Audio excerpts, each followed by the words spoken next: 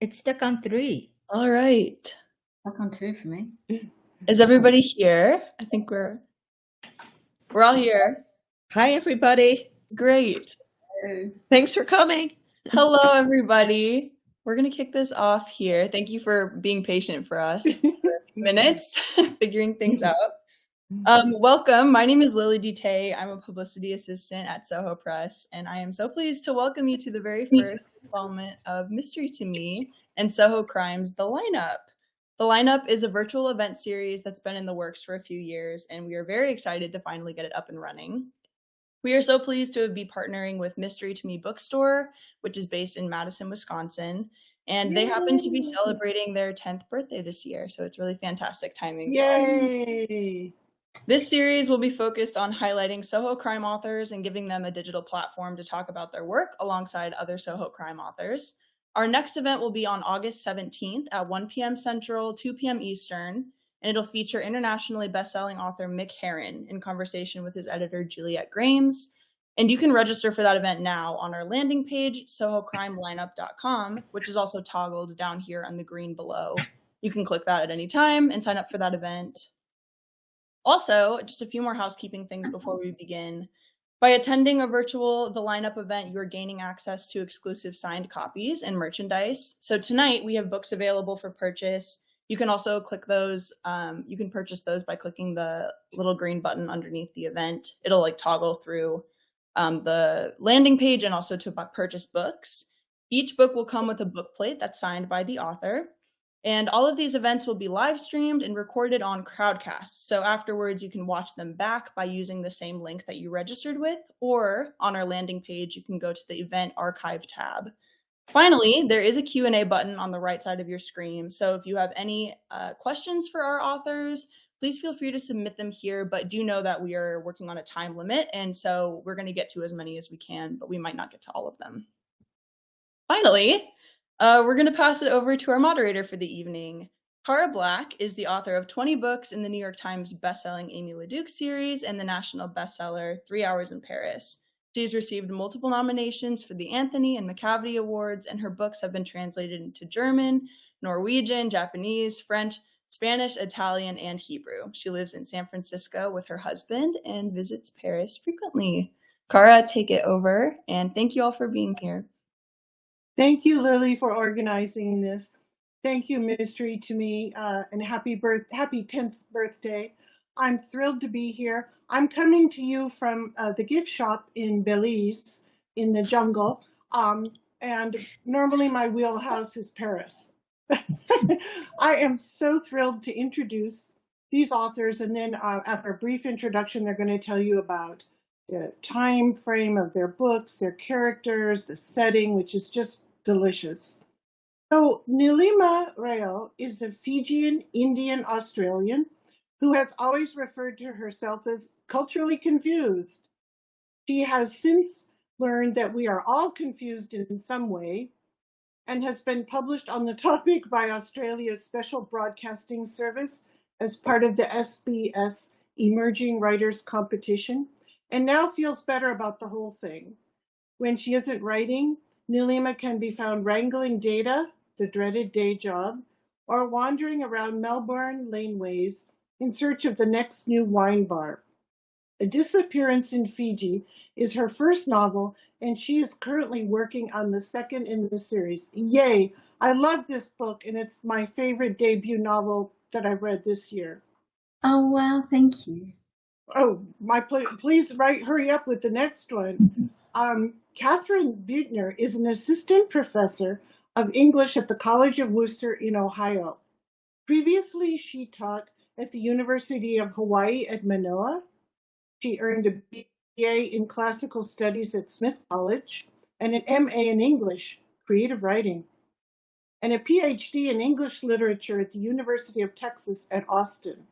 Her first novel, Alcestis, I remember well, won the Edmund White Debut Fiction Award and was a finalist for other awards, including the Lambda Literary Association's Lesbian Debut Fiction Award.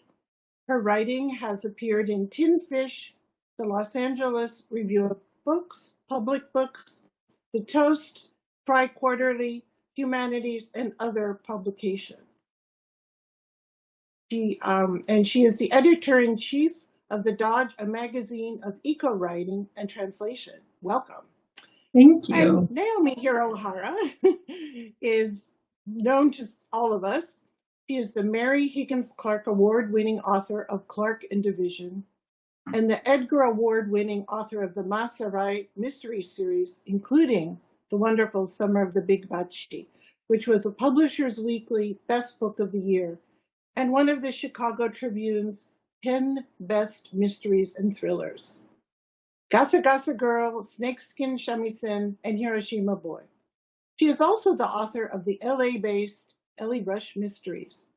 A former editor at the Rafu Shinpo newspaper, she has co-written nonfiction books like Life After Manzanar and the award-winning Terminal Island, Lost Communities of Los Angeles Harbor. The Stanford University alumna was born and raised in Altadena, California. She now resides in the adjacent town of Pasadena, California. Last but not least, Sujata Massey was born in England to parents from India and Germany, grew up in St. Paul, Minnesota, and lives in Baltimore, Maryland. She was a features reporter for the Baltimore Evening Sun before becoming a full-time novelist. The first Pervine mystery novel, The Widows of Malabar Hill, was an international bestseller and won the Agatha, McCavity, and Mary Higgins Clark Awards. Visit her website at sujatamassi.com. What a stellar group, and I'm just thrilled to be part of this. So, Nilima, first, for you, you write in your author's note that the article snippets that were interspersed between chapters are largely actual articles from the Fiji Times from the period. Can you please talk about the process of finding these articles and why you chose to include them? Yeah, so I went to Fiji in 2016 to do research, thinking I wanted to write something set in Fiji. And I went to the National Archives, which is this dinky little building in this dinky little room. And they had a dinky little microfilm machine.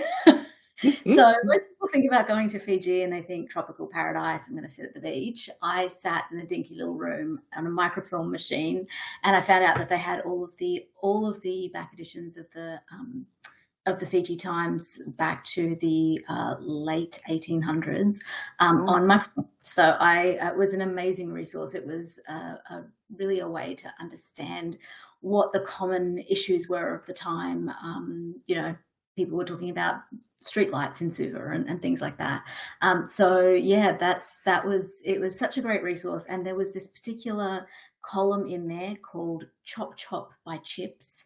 And I think it was an anonymous sort of satirical column, and I just loved them. They were funny and biting and tended to be pretty left-leaning in the content in the column. So as I was writing, I just went, I really want to find relevant articles and include them at the beginning of each chapter. Wow, that's just fascinating.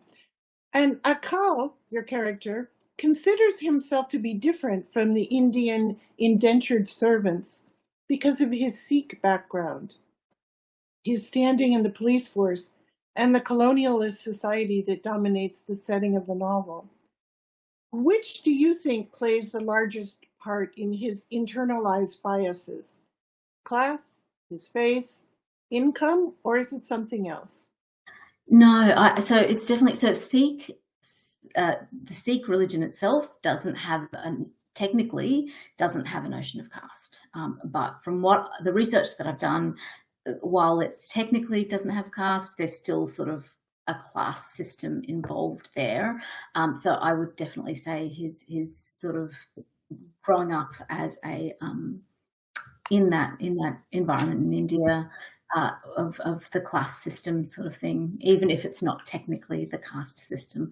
And he's a bit of a fish out of water in Fiji. So he's the the truth of the matter was, like, I based him on, there were Punjabi police officers sent from Hong Kong to Fiji, but there were 10 of them. So I've made him the only one, and I've changed the reason why he was sent there. So in the book, he's the only Sikh police officer there, so he does see himself as, he is different. He's not the same as all the other Indians in Fiji at that time. And I meant to ask you, why you chose this time period. Well, I think you sort of talked about that, but the setting and the characters, can you talk a little bit about that? Yeah, so sure. So the book's set in 1914. So at this point, Fiji's a pretty recent colony, recently become a colony of the British Empire, and the British Empire has outlawed slavery at this point, but they've still got all of these colonies that are crying out for cheap workers, cheap labour, so that indentured labour program had been set up that was sending Indians out all over the place. So places like Jamaica, Trinidad, a lot of East Africa, and for the purposes relevant to this book, Fiji. So there's shiploads of Indians being brought into Fiji to work in the cane fields under really exploitative contracts. And that's how my great-grandparents went to Fiji. Wow. And so that's why I wanted to write something set in that time in Fiji, and focused on the experience of the indentured labourers. Yeah. Oh, thank you. That's wonderful for explaining that.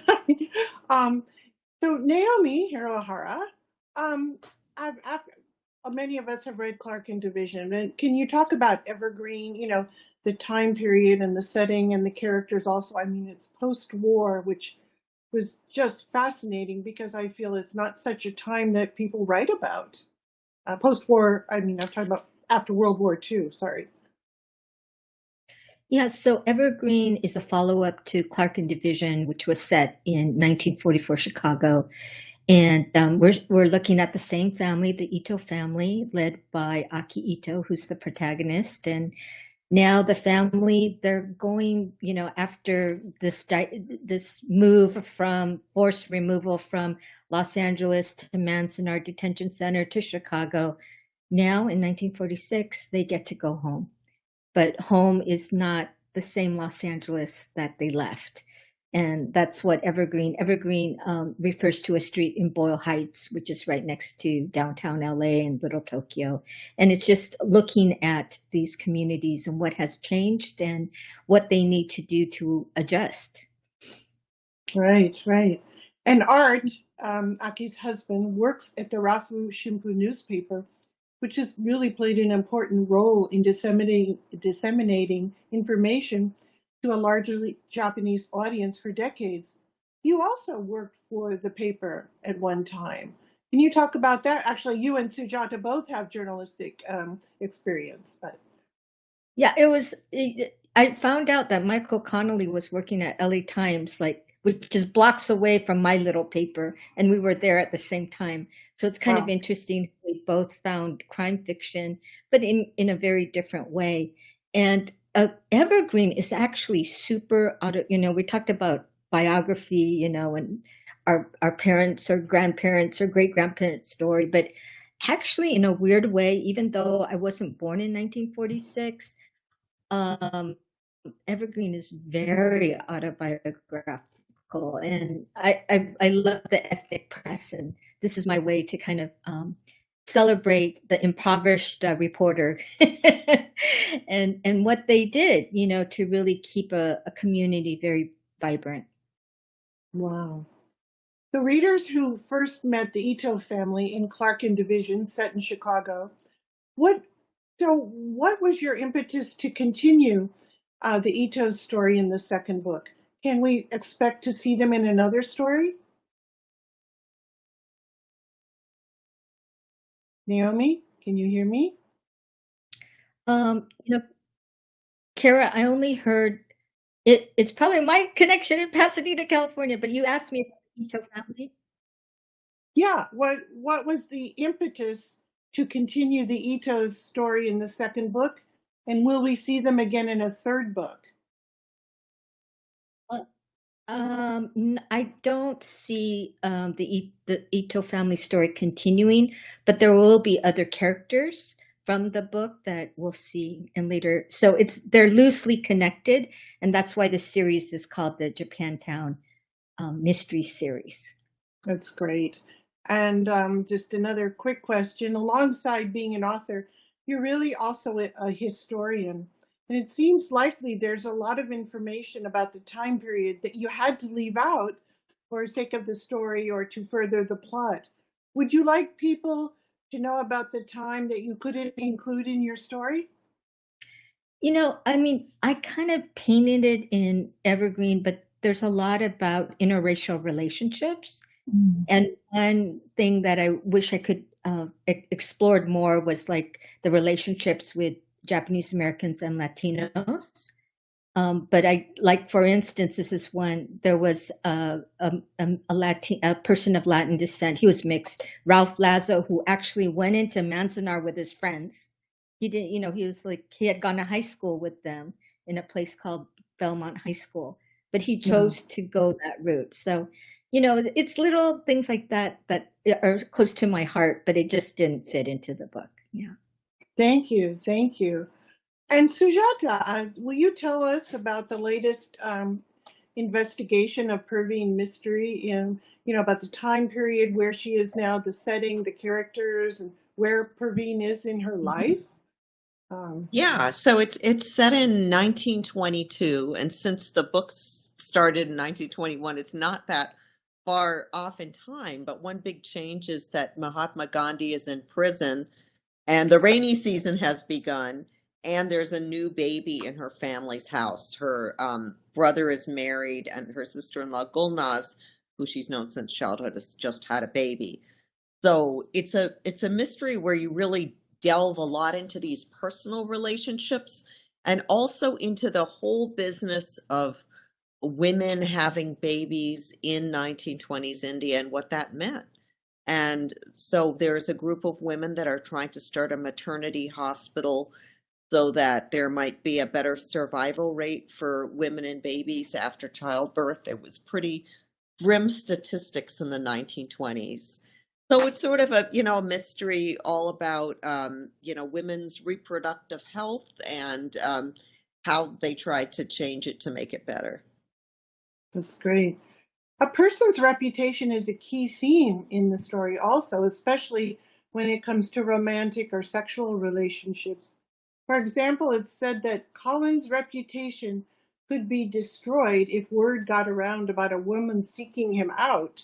And additionally, as Perveen, who also has her own backstory there, explains to Judge Kanda, if an unmarried woman is exposed for having had intercourse, she's likely to lose the chance to work in a respectable occupation or to remain accepted by her parents and family or never be able to get married. Can you delve into why reputation, then especially, plays such a big role in the story?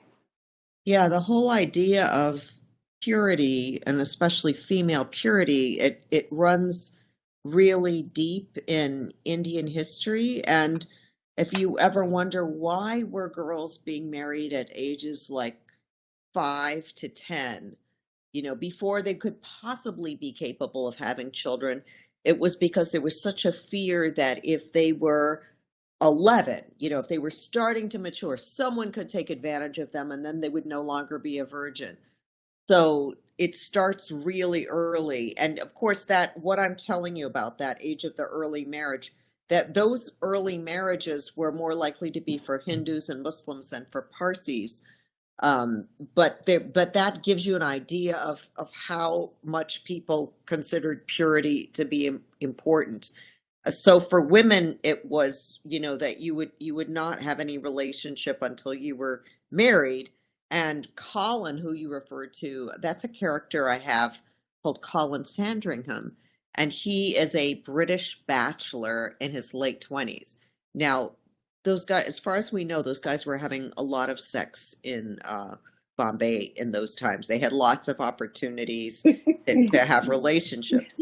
However, if you were seen, like if a woman were seen leaving his place, like Mm-hmm. people would know that he was like a player like that. So that would be kind of negative. So people tended to, if they were having affairs and they were Westerners, they would tend to do it on, they tend to do it on summer vacation, just like now. They would go up to the hills, they would be away from their usual people. And that's when sort of the older woman, the matron, the middle-aged woman might have an affair with a younger, like a young officer. Up at the hill stations, okay. Mhm. And the character Uma Bhatia introduces Praveen to the Women and the New Race, a 1920s text by Margaret Sanger about how contraception should be more accessible to married women. Why did you Yeah. decide to bring this text into your book? I know it sort of follows with what you've been telling us, but I was really like, wow. Yeah. Well, firstly, I use these texts to help myself be able to explain what information was there. There was actually another book that I wanted to use more than the Margaret Sanger book, but it only came out in 1927. So I had to use one that would have been available in 1922.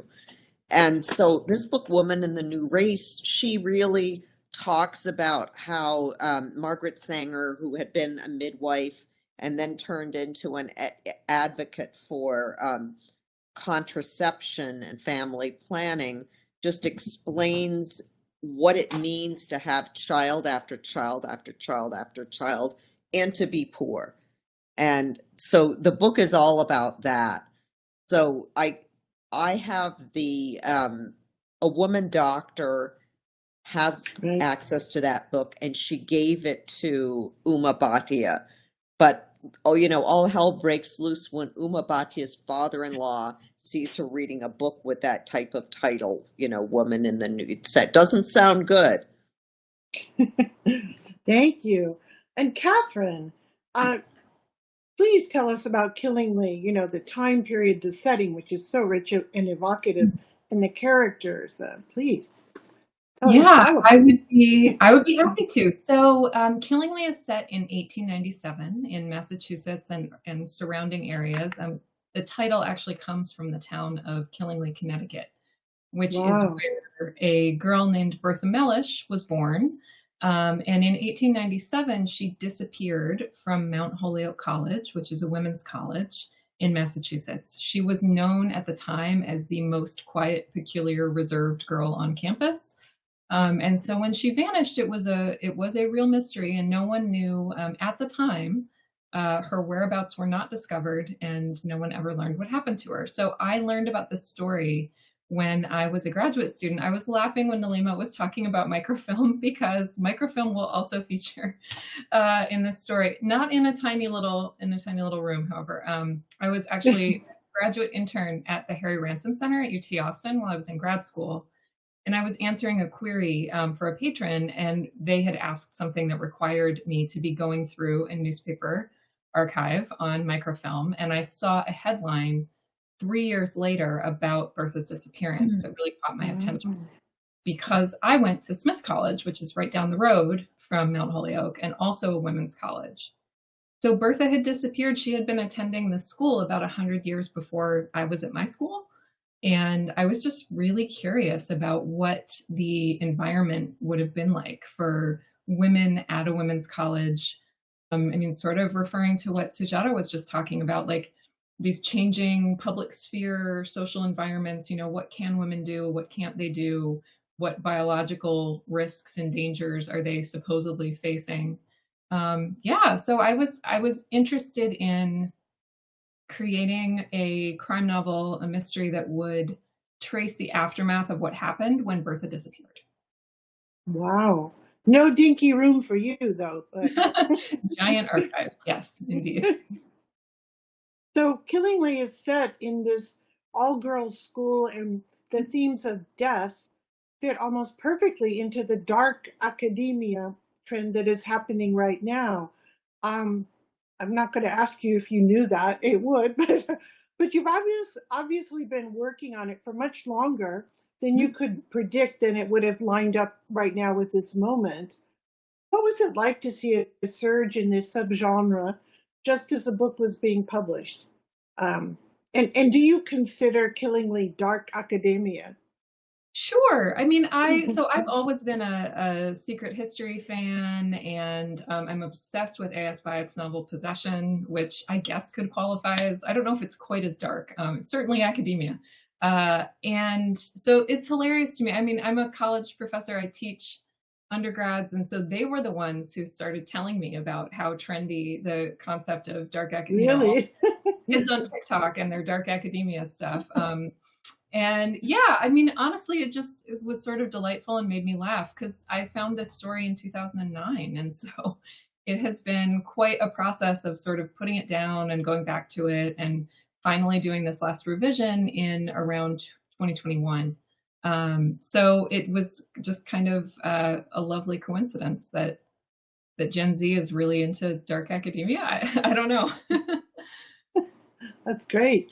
Yeah. In your author's note, you talk about which parts of the disappearance of Bertha Mellish you stick close to, and which parts you embellish for the sake of storytelling. How did you decide? I know you had a while to decide, but what to keep and what to change?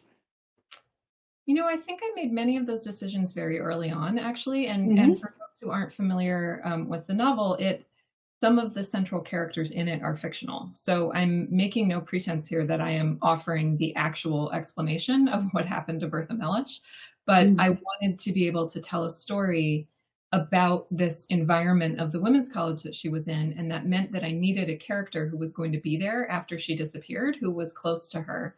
And despite her apparent peculiar, quiet, reserved nature, I chose to have one of the main characters, Agnes Sullivan, be a sort of fictional best friend for her who has her own secrets. And so that, for me, that really drives the functioning of the mystery plot, I guess, because it's as much about what Agnes knows and what will happen to her if other people find out what she knows, as it is about what actually happened to Bertha. So I think those choices I made pretty early on, and I'd be happy to talk more about, I think maybe even we'll get to it later, talking about what it means to write about real people. But I wanted to have some flexibility to fictionalize because no one knows what actually happened to Bertha. So it gave me a lot of room. Exactly. Have you ever experienced any pressure from any Mellish family members, the descendants or historians, to tell the story as it happened, as though we really know anyway? No, there are no descendants of Bertha's immediate family. None? Wow. No, or of Dr. Hammond. And that was something I determined very early on too. Bertha disappeared. Her sister died without any children. Hammond and his wife had no children. So no one this is something I discussed at some length with colleagues when I was teaching in Hawaii. When some folks I was talking to there were like, "You're writing about other people's ancestors?" And I had to say, no, they actually, in fact, I mean, they do not have living descendants. So no, I have not been approached by any angry great-grandchildren wanting to dispute the story that I told, thankfully. Yeah, Katharine, you I know, give it time. People are going to come, but not with pitchforks. But I bet some people will come forward who are distant relatives. I mean, I'm sure there are other branches of the Mellish family folks, but yeah. Because that happened. Yeah, go ahead. That happened to me on one of my Massey books with a featured. It wasn't a featured garden. He had designed the New York Botanical, the Brooklyn Botanic Garden, the Japanese, and he was married to a white woman. They had no children, but then, lo and behold, there was like a great grandniece in Japan. Okay, but it's kind of cool. Yeah, yeah. One of they were kind of. They didn't know much either, so. Sujata? I wanted to say something. One of the things that I have done repeatedly by accident is when I think up the name of a character, it turns out to be a real person. And so, for example, in this book, The Mistress of Bhatia House, I write about a woman who's named Madeline Stowe, and a number of people have told me that that's the name of an actual actress. Actress, yeah. Yeah. Oh, were you the one who told me that, Cara? I may have. I mean, more but than one person has told me. wasn't so, she big in the 80s? Yep. well, I think what happens, like for me, is that names seem to fit together, right? Like when you're putting together names, they seem to fit. And maybe the reason they fit is because you heard it before. And when I wrote about Japan, I wrote using a family name that there were descendants of the family, that they were absolutely certain I was writing about their family because they were from the same city, they were the same name, there were all these overlaps. And I had to say, I had no idea. But Nilima, I mean, you're the one who actually was writing about some of your, forebears, right? So yeah, no, actually, like all of the characters in the first book are all fictional. And when I say it's the story of my great-grandparents, they went over to Fiji as indentured laborers, but actually, like, there's very little. I found it really difficult to trace family history. So with the indentured labor program, you'd sign up in India, whether that was legit or not, because some people were being lied to. They were being lied to about what the conditions would be. They were being lied to about where Fiji was, and some people were just like blackmailed or coerced or hit on the head kind of thing to get onto these ships. So you'd sign up in India, and your name, and they were all illiterate, right? Like these are the poorest of the poor who are signing up for this. This isn't a program you're signing up to unless you need to. So they'd sign up, and their name would be written down. They would give it verbally to a British officer who would write it down one way, and then you'd get off the ship in Fiji and it'd get written down a different way. So the actual ability to trace back the family history, and then you'd get married and it'd get written down a different way. If it even got written down, you'd have a baby and your name would get written down a third way. So I found it impossible to actually trace back my family history. I did try in that time when I was in Fiji in 2016. Yes, so National Archives, dinky little room, and then the births, deaths, and marriages, another dinky little room. I had an awesome time in Fiji. I went to the beach once. But actually, so my main character, Akal, is a Punjabi Sikh police officer who starts his career in Hong Kong. He's doing really well in Hong Kong, and then he makes a mistake and he gets sent off to Fiji in disgrace. And I alluded to this before, but I actually, when I was reading through all of these newspapers, I found references to these Sikh police officers who were doing great guns in Fiji. And so I did a bit more research on them. And what I found out was that the Fiji police force, they were struggling to find good people, and the governor of Hong Kong, who had previously been the governor of Fiji, said, mate, I've got these great guys for you. I'll send you over some great police officers. So he sent 10 Sikh police officers from Hong Kong to Fiji to help bolster the police force that was just getting started. So like I said, Akal himself is completely fictional, but he's based on this idea of these Sikh police officers who were sent over. So in the process of my launch, I was approached by somebody who's like, my great-grandfather was Oh, wow. police officers, and he was trying to think of, or my grandfather, he was trying to think of who this Akal was. And I'm like, no, Akal, completely fictional. But like, it was so exciting to get that connection back to,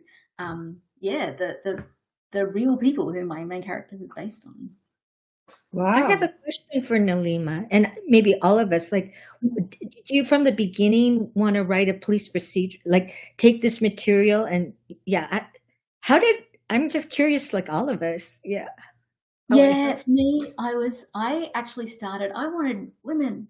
So I wanted to have a dual chronology with a woman investigating a burnt out corporate going back to Fiji to research her family history. Wonder who that could be based on. And in the olden days, an indentured servant girl doing the investigation. And I just kept getting stuck because this person is the next thing to a slave. Like, how is she actually investigating a crime? So she had no agency to actually do any investigation. All I had her doing was eavesdropping on things. And it just wasn't very compelling as a murder plot. So as I was reading these newspapers and came across these police officers, I was like, well, I'm still getting an Indian perspective on it, and this guy can actually investigate the crime. And it also kind of gave it scope for more stories, like instead of just this one story. So yeah, that's my answer for that one. That's great. Well, Aki certainly, for being a nurse's aide, she certainly does a lot of investigating, which I thought was really interesting. It's a different focus from Clark and Division, where it's because it was a family matter, her sister, but now she's really sort of taken the bit between her teeth there. I can't say too much. Anyway, with Art, her husband, say nothing, but I thought that was really interesting that she was, I was expecting her to go into nursing school, but I think we talked about that, and earlier before, that she's really, her life is different. She's living with her family, her parents and her husband, and, it's a different way, oh, please talk about that. Yeah, what kind of like Nilima was saying, I did consider what was reflective of a woman of that time period. And although I wanted her to be this super duper military cadet nurse, and there were some Nisei women who were that, but just under her circumstances, it wouldn't happen. Right. One thing I think I was exploring, because Aki has very maternal instincts. She's protective of children, and older people, but she has no children. We don't know if she will or not, but I think that was important to me to show, like, because there was so much pressure, especially for women, in the 1940s and 50s. Your identity is to have a child, right? That, as if you're married, to be a mother. But here's a woman who doesn't have those things, yet she's trying to protect, kind of the least of these, like children and, other people who don't have much power. So that was important to me to show. Sure. And Katharine, in your time frame, it's really different. Can you talk about that? Yeah, I mean, I think that was some of the decision to have the investigation be somewhat driven by the male characters was a reflection of the actual history, and that the family had hired private investigators. And that news story that I mentioned that I found in the archive, it was an interview with the family doctor who was still investigating Bertha's disappearance 3 years after she disappeared, which just seemed extremely weird to me. And so it seemed clear to me that although her sister, Florence, who's about 20 years older, was spoken of as the family member who was most engaged in the investigation, trying to figure out what had happened, it also seemed very clear to me that, like, the actual authority was being directed to the men who were involved, even though Florence was sort of the most able member of the family. And so that dynamic, especially between those three characters, was really central to how I saw the narration of the search for Bertha, like how Florence is able to have agency, and then how she's sort of frustrated by these two male figures who are given respect and given the ability to drive actual action searching for her sister, no matter how agonized she is by trying to figure out what might be happening to her sister. Right. I mean, Sujata, talk about agency for Perveen, going into court and being told she had to leave. Sometimes I was just so angry as a reader, that she was treated that way. I just wanted to stand up and say, no, obviously. But her agency is also very restricted, too, in that system. I wind up sometimes writing one scene several different ways. Like, I originally had that scene with, there's a scene in the beginning of the book, I don't think it's a spoiler, where she tries to speak up for a client in bail court, and she's used to doing things like, bringing people bail refunds, and women were not supposed to speak in court. You could be a lawyer, you could be a solicitor and do all kinds of legal work, but you couldn't speak in court. And I thought to myself, well, you know what? Bail court is just like talking about, it's just asking, I would like this person to have, this kind of bail and in these kind of terms. But so I kind of drafted it that way while I was brainstorming my book, because I'm a little bit of a pantser. And then the person I consult a lot, a legal historian, Dr. Mitra Sharafi at the University of Wisconsin, for all of you in Madison who might be watching, is really a fantastic helper for me. She said, I really don't think they would have let her speak. So the way that I get my cake and eat it too is she starts to speak and then she gets censored so badly. She has to leave the court and she doesn't know if she's going to get a fine. She doesn't know what's coming next. So I show that, that's the unfortunate reality for somebody who would do that. Right. Well, I wonder if Lily has some questions from people who are watching, and we would love to take them. I unfortunately cannot see them. Katharine, can you see them? Or you can. I mean, in the Q&A, if you click on the side, there's a little question mark in a box, and you can see it looks like there are about 3 questions that have been asked there. Would you like me to pick one? May I impose on you? I'm being very remiss in my moderator duty, but I can. Absolutely. No, it looks like someone named Juliet perhaps had a question. Question for all panelists. Who could that be? Yeah, a mystery. If I totally loved your most recent book, which I obviously did in every single case, what's one book you'd recommend for further reading in the subject? Fiction or nonfiction? Okay. Hot seat. Who's going to take that? I can start since I'm seeing it here. I mean, I guess I have a couple. One thing that I was thinking about a lot as I was writing Killingly was the environment of the women's college and how it was different at the time. And so there is a wonderful nonfiction book by a literary critic named Lillian Faderman called Surpassing the Love of Men, which is about the history of romantic friendship. Wow.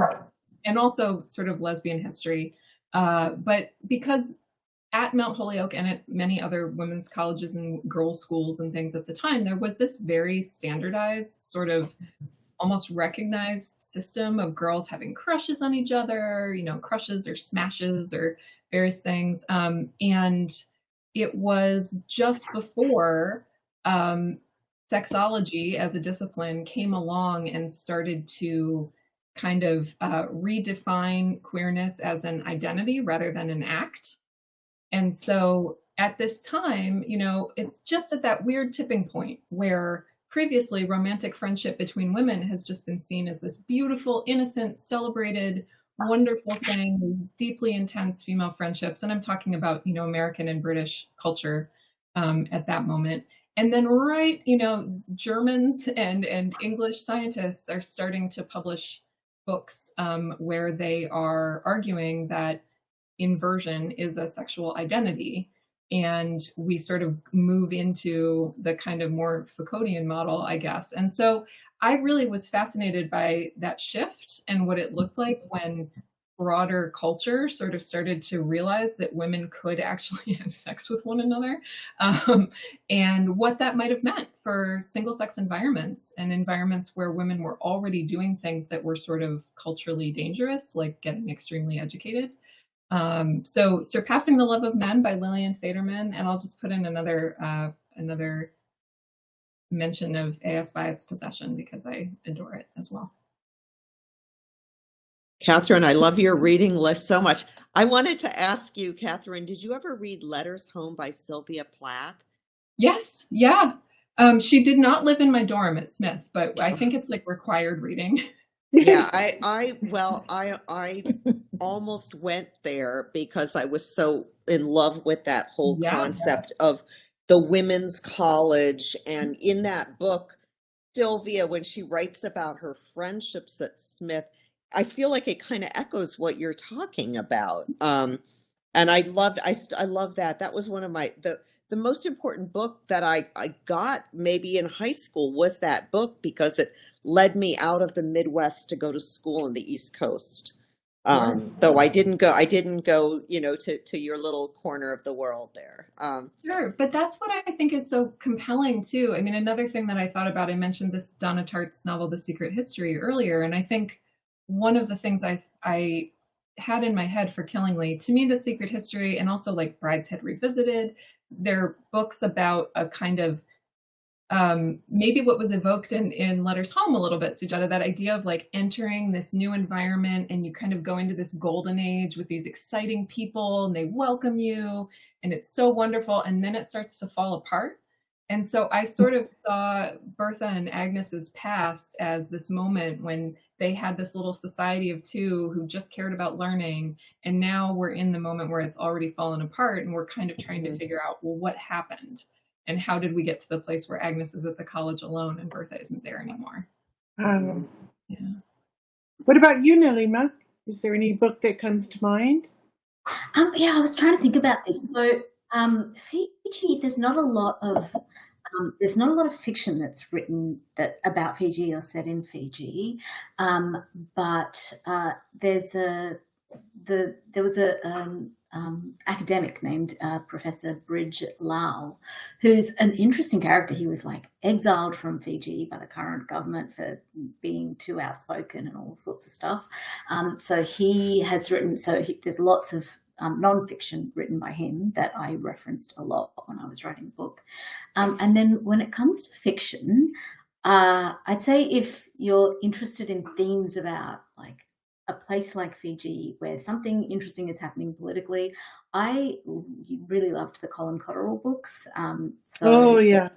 Yeah, so those were a source of inspiration for me in terms of how I wanted to write. So yeah, those are great. Yeah. Those are great. How about you, Naomi? I know you have a lot of books you cite at the end of the, which is wonderful. Yeah. I was thinking of something that, maybe people who don't have this intense passion that I do might be interested in. I can recommend City Girls by a UCLA professor, Valerie Matsumoto. And that's where she talks about these Nisei women coming of age and like after World War II, like they formed, even during or before, they formed clubs called like Just Us Girls, and they called themselves Jugs. Not really realizing the implications for today. But one story Valerie tells about is this actually columnist, this journalist, she wrote for the Rafushimpo, Mary Mitwer, Oyama Mitwer. And I included it in the book, her family, when they were removed from Boyle Heights, who would move into their house but Chester Himes, my beloved. Oh, right. Himes, Yes, and he would write one of his novels in that house, in that former, that Nisei house during World War II. So it's super fascinating. Again, the intersections of people.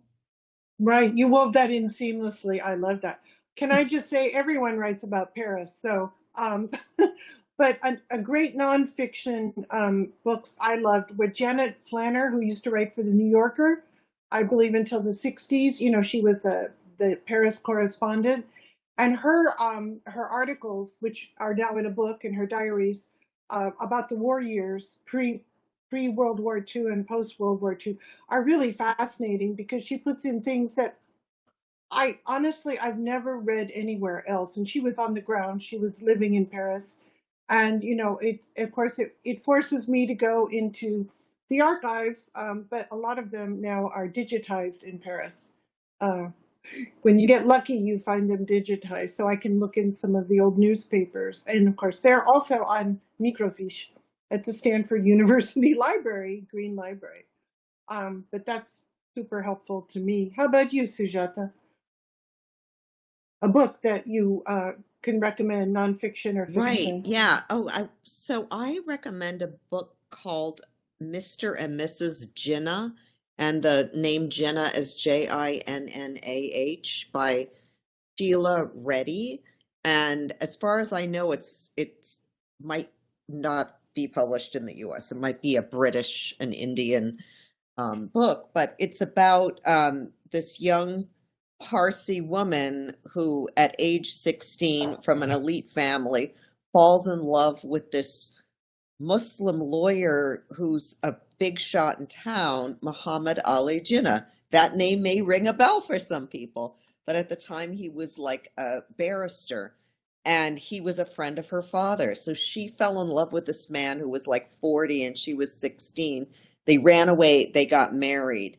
And so it's a novel. It was not a novel. It's a nonfiction about what happened to this couple, what happened when she had a baby. And there are a lot of elements in Ruti Jinnah's story that I used when I was thinking about what would happen with Perveen's sister-in-law when she had her baby.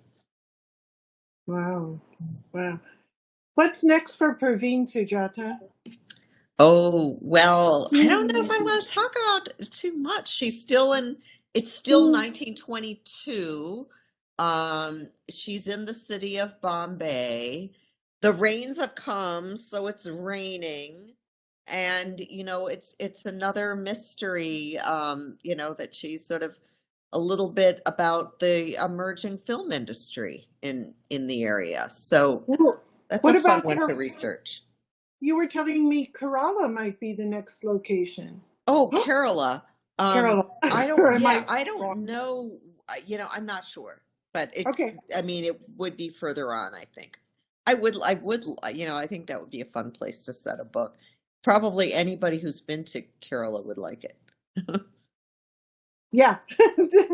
Mhm. Katharine, can you see another question for us? Yes. Well, there aren't any more, I think, that are dedicated to. And there's a question about ebooks and stuff, and I'm not quite sure that we'd be able to answer that in terms of the technicalities. But there's one for Nilima, and there's one for Sujata. So Nilima, let me ask for this person. How did you decide to explore this fairly tiny slice of history? I think you've already tackled that part, but this part I think is interesting. How did you keep the tone of the novel from being really dark, considering the subject matter? Yeah, Good that was question. it was a real consideration because it is pretty grim, and I really wanted to write something rather that was easily accessible. Like I wanted this to be something that somebody could pick up and read on a beach in Fiji while they're like wondering why there's so many Indians in Fiji, basically. So it's because a lot of for Australia, Fiji is a really common holiday destination, but people go and they come back, and I don't think you kind of just go to the resorts and you don't really get off the resort, and you don't really learn much about Fijian history or why there's so many Indians there. So this was kind of my I wanted to write about that experience and make sure that people learn a little bit about how hard it was and why. So, but that is grim. So I was another aspect of Fijian culture is like the sense of humor that pervades through Fiji. The Fijian people, the local, there's a term Aitauke, which I'm sure I said wrong, which is people of the indigenous Fijians just have these huge booming laughs and these huge smiles. And I know it's a bit of a stereotype, but it's based on reality. So I wanted to really get that in there. And so I needed a Carl to develop some friendships so that he had some outlet for some humor and lightening the top mood a little bit. Yeah, it was a deliberate consideration. And for Sujata, I'm sorry, you said there was a question for Sujata? Yeah, I'm sorry, I think Katharine, I'm remiss. I can't. Not at all. I think it actually could apply for all of us. So the question is, for Sujata, your topic is incredibly timely. Were current events at all on your mind as you were writing? And I think actually for all of us, they might have been in different ways. I mean, I think anytime you write historical fiction, you're kind of thinking about how it connects to the moment. But Sujata, please take it away. Yeah, when I started, writing this book, I think it was like probably 2019 where I got the idea that I wanted to write about the issues of, what were the birth control and what situation was there abortion? What were the laws like? So probably to have thought about that was it would only have come to me if I was seeing changes in laws around me and I was feeling uneasy about the situation for women. And then as I kept working on my book, things just kept changing. And the legal landscape, for abortion is very similar now to the 1920s. And so, yeah, there definitely is a similarity.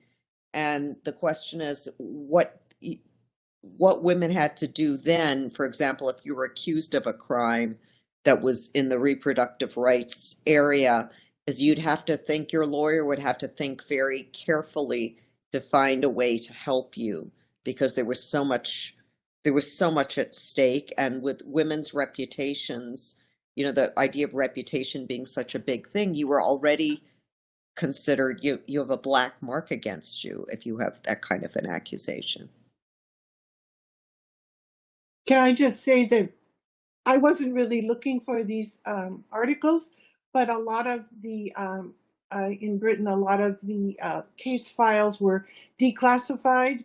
So 80 years after the war, women's stories about how they helped, in many different ways, signals intelligence, behind the lines, all these different roles that they played, because they weren't just at home cooking. I mean, they were probably at home cooking and holding a job as well in the war effort. But a lot of these stories have come out and they signed the Official Secrets Act. And this generation really believed, they never spoke. There was an article about a couple that were married after the war, and they were like in their 90s when something came out and they found out they both were in special operations executive behind the lines. They never spoke about it. So that's a different generation. But women's stories were so important. Women did all these roles, and many also worked at home and worked outside the home, consecutively. And their stories were never brought out because they were never at Bletchley Park. Of course, we've all heard of Alan Turing, the famous code breaker, and of course he did incredibly important work.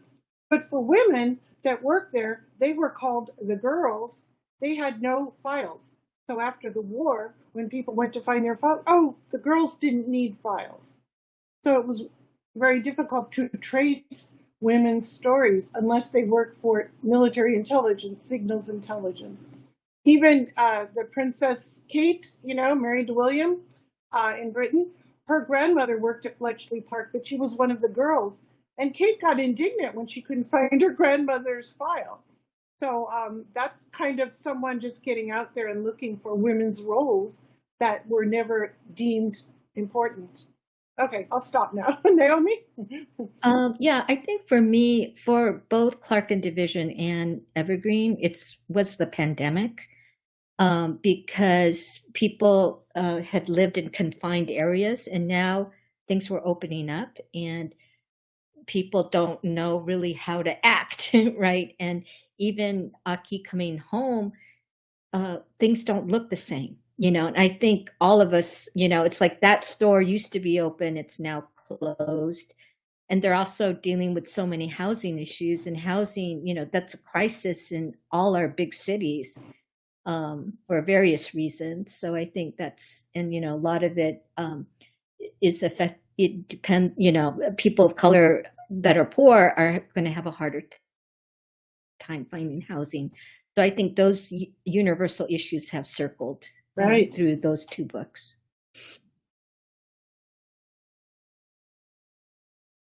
How about you, Katharine? If we don't have another comment, do people want to just say something about what they're working? I know I've already put Sujata on the spot, but any ideas? I think Katharine should say something. Sure. I mean, I'm happy to answer both of those. Yeah, in terms of like current events being on my mind, some of it I can't talk about because it's a spoiler.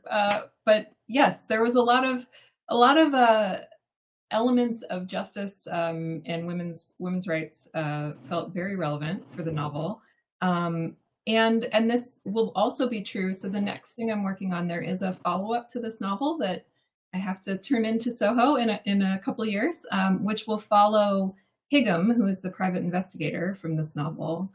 He ends up in New York at the end of this novel, and so he and my version of Nellie Bly, the female reporter, are going to be investigating crimes that are great against queer working class residents of the Lower East Side in New York City around 1900, so just after this novel ends. And that's based on a contemporary to the time social reform movement campaign that was happening, which targeted, sex workers and gambling and other things like that. And of course, therefore, also targeted a lot of queer people. There was a report that was produced by one of these campaign groups that was called The Social Evil. And so that is the definitive title for the next book as they are investigating things. Kind of like Naomi mentioned, it's like connected characters moving into the next book.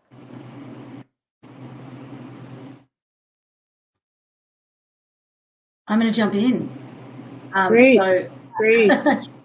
Yeah, so in terms of current issues, I'll just keep it short and sweet.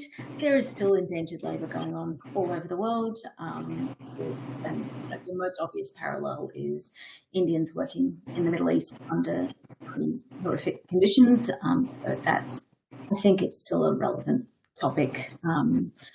So yeah, that's that one. And then as for what I'm working on now, so I'm working on the sequel, which is going to be called A Shipwreck in Fiji, which will have German pirates in it. Yep, that's the thing. And it's focused on, so the first book is very focused on people in indenture, so on the plantation in their first 5 years in the colony. The second book is focused on people who've completed indenture but haven't gone back to India, so they're still living in Fiji as free people. And then that's what I'm working on now. I can't wait to read it, really. I'm going to jump in real quick. Go ahead, Naomi. Oh, I just say, it's at 1903 Pasadena. It's called Crown City. But go on, yes. I was just going to say, Sujata and Naomi and Kara, too, if you please talk about what's coming up next for you. And also, thank you so much for everybody that's tuned in. That buy button is there at the bottom if you have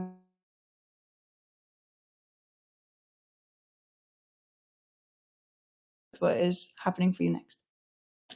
Well, I think I kind of talked about what I was doing next, just briefly, something with film, something with Perveen. I'm enjoying writing this series.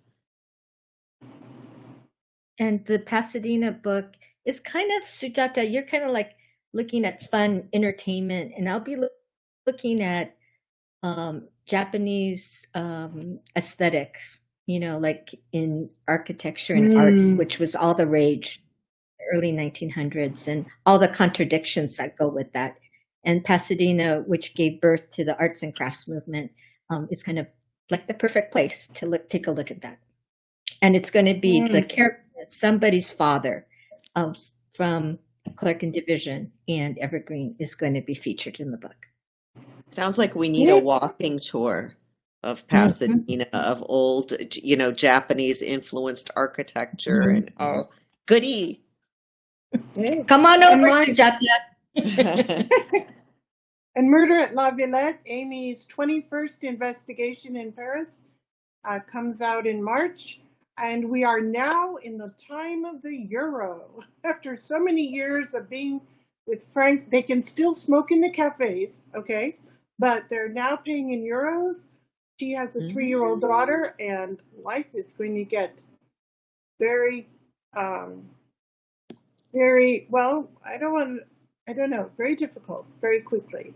It's in the 19th arrondissement, which is a very interesting, huge arrondissement. It has these wonderful pockets that feel like villages, and then it has these 1960s high-rises, which are just so not Paris.